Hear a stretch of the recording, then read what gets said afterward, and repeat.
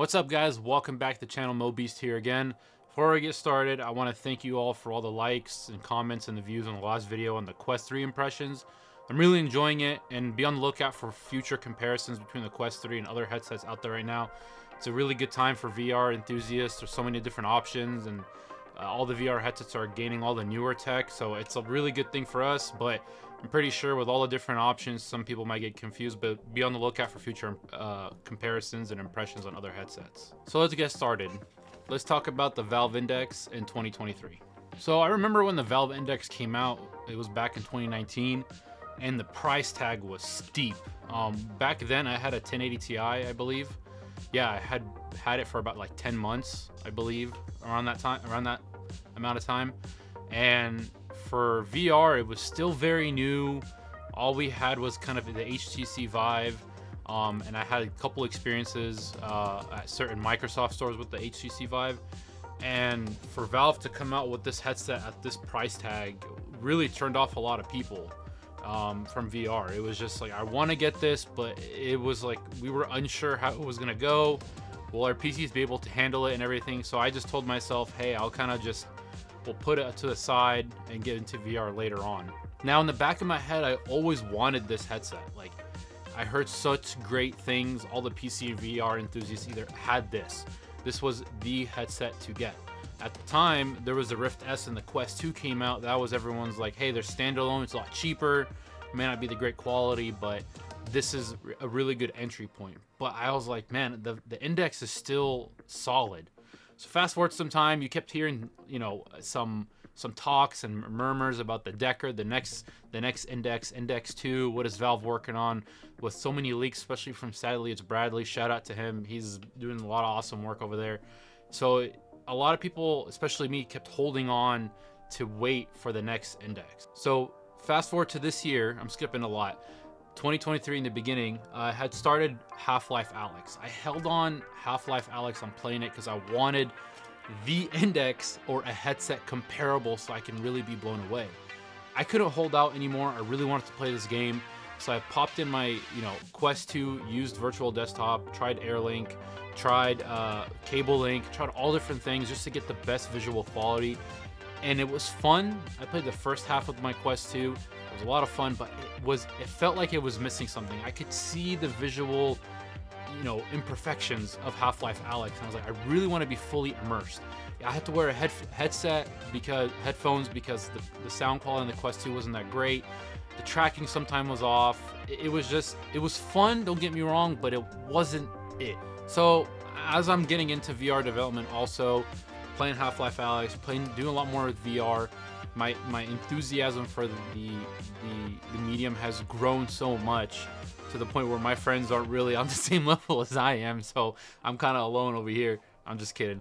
But I was like, I'm just gonna pull the trigger on this Index and just grab it. Now I grabbed it, finished the second half of Half-Life Alyx, and man, was I blown away. But let's not just focus on the experience of Half-Life Alyx. Let's go into the pros and cons about the headset. So let's get into the pros. The first one, it's just the ease of use with Steam. A lot of the times with Quest 2, not with Quest 3, we're talking about pre-Quest 3. With the Quest 2, there was a lot of lagginess between the launching from the Quest PC link into Steam VR. There was a lot of issues and kind of lag. Sometimes it wouldn't work right, and that was kind of the annoyance of it. And you had the whole issue with the different runtimes that were going on. You had to set to default this, do that, find the best optimal settings, all this stuff. So the Index is just plug and play. Once you're in, you're in. Now the setup, we'll talk about that later. One of the biggest underestimated pros of the Index are the controllers. They are honestly super awesome, super comfortable. I like the way it grips, right? And I like the layout where everything is. I definitely feel like it's a lot better than the Rift S, the Quest 2, the Quest 3. And I just like the positioning of it all. Not to forget that there's these touch sensors here. When you're playing Half-Life Alyx on any other Quest controller, when you grip, it's your bottom 3 fingers are one grip. So when you grip with one of them, 3 of your fingers grip whatever you're holding. Then you have your thumbs and your index. So it's like 3 different touches. With these controllers, based off whatever finger, you literally see your different fingers, you know, grasping. So it's a little bit level, the level of immersion is a lot higher. Now that's up to the game, the developers, the hardware, and all that stuff. But it was just a really cool feature to have that. And I haven't seen a lot of different PC VR games utilize this. But that was something really cool that I really enjoyed. The pressure touch sensors, whatever you want to call them. Now the biggest thing is the quality of the visuals. At the time before the Quest 3, when I put on the headset to play Half-Life Alyx, it was a complete different experience, different level of immersion. PC VR games did not look the same compared to the Quest 2. It was just, wow, everything was so clear, crisp. And this isn't any of the new pancake lenses or any different new tech. This was just pure resolution and better, because number one, it is DisplayPort versus USB-C, and that link, the cable, you know, really helps a lot. But along with the resolution and the field of view being a lot larger, you don't have that black outline or plastic that you can see compared to the Quest. The level of immersion just jumped up. Now the sound, the speakers on the index are really solid. You know, it's like they fold up and they go down. Sometimes it gets really hot, especially in the summer, or you're moving around a lot, you're already sweaty, or in a room like this where there's not much airflow, you kind of get sweaty, so you don't have to wear headphones. With those speakers, they're not cheap either. It's not like with the Quest where you have to plug it in via USB-C and you take away the USB-C port, so you can't really charge or do 2 different things in the headset with the headphones for the Quest. So with this, it's built in and the quality is actually really good. It's very clear, the bass is heavy, so that's really awesome. Let's talk about comfort. Comfort, a lot solid. It is heavy, it is bulkier, but the comfort on your face is way better compared to the Quest 2 and the Quest 3 in my opinion. Even with the Elite Strap, we're talking about just meta related accessories. People can have third party or make their own. That's different, but we're talking about the default. Tracking, you have 2 different base stations. You can add more too. And you know, this is a pro and a con. Let's start, you know, slowly, you know, transitioning into the cons. The setup for the index, you know, is a little bit, you know, not difficult. It just takes a lot more effort. I had a couple problems here and there to set it up, figuring it out. And, you know, you kind of have to have space. You need a space for the base stations that are clear. Some people may not have that space. Some people don't even have their own game room. So if you're playing in the living room or in your bedroom and you're sharing the bedroom with someone else, it is kind of difficult to, you know, recommend this headset. But if you do have the space, it's pretty awesome. People put it on shelves. People, you know, put them into the wall. I have them on mic stands in the corner of my rooms. I only have 2, but I plan on putting a 3rd. But the tracking, it's really good, but the setup's really annoying. So another con, it's kind of 2 in 1. The headset is kind of delicate. You know, it's not super high quality, but again, to be fair, a lot of other headsets out there, they do have parts of them that are delicate. Like the Quest 3 is kind of a little bit more sturdy, but the face gasket in there where you can, you know, push the headset away from you more or bring it closer based off of how much your level of comfort, it is kind of finicky in different parts of it. Especially the Quest 2 was really cheap feeling. Rift S, the PSVR 2, there are elements of it that are good, but there are parts of it that feels kind of flimsy. I feel like with headsets now, that argument can be made based off specific attributes of the headset, but because they're so expensive to make right now, I think a lot of companies are, you know, holding back on the quality build. At the same time, it does have to be light enough for comfort. So the index is on the lower end of it being kind of sturdy compared to other headsets now. Another con of it kind of goes into the delicate aspect of the headset. I did have to RMA my index back to Valve. I mean, their customer service is awesome. There was no questions asked. It had me run a couple diagnostics and that was about it. And they sent me the replacement part, the cable, right away. The index does have certain elements of it that will, you know, fail on you. The cable is one of the biggest ones. If you're not very careful with it, it could bend, and you know, the signal to your PC or your output won't work that well. It won't detect it, or detect there's a headset but there's no display. So it's pretty easy to change though, and there are, you know, third-party sellers. iFixit sells index parts, or if you have to RMA it, Everyone has had really good experience with Valve's customer service. So have I. I've had a Steam Deck and this, and no questions asked. Boom, done. Here you go.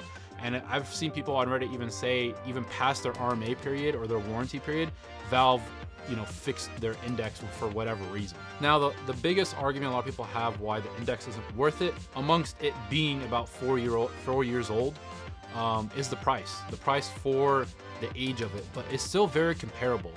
And it's $1,000. It comes with 2 controllers, obviously, the headset and base stations. And you can always get extra base stations if you want, and more controllers for whatever reason. But let's kind of dissect this a little bit. The PSVR 2 is $550. Plus the PlayStation, you're looking at $1,050, right? Forget, without tax, right? Depending on your location, whatever. Let's just focus on the retail price in the US. Now, you're only able to buy games off the PlayStation storefront. And it's kind of iffy. It kind of goes up and down, but there are games developed for PlayStation. But if you're looking at the price point, overall for a VR experience, you're looking at $1,000. But that's a PlayStation and a headset. So let's kind of put that to the side. Now, the only real comparable PC VR headset that is really popular is the Quest 3. Now, the Quest 3 now is about $500-600. And now you can start making the argument, the Quest 3 does lack a lot of the comfort and accessories that you have to buy on top of the headset. Let's just say you get the $500 one, right? You get the Elite strap, another $150. You get controller grips, that's another $50. So you're already looking at $200 plus. There's $700 already. And then you have to get the link cable. Make the argument you don't have to buy the Meta one for $80. You could buy whatever single one.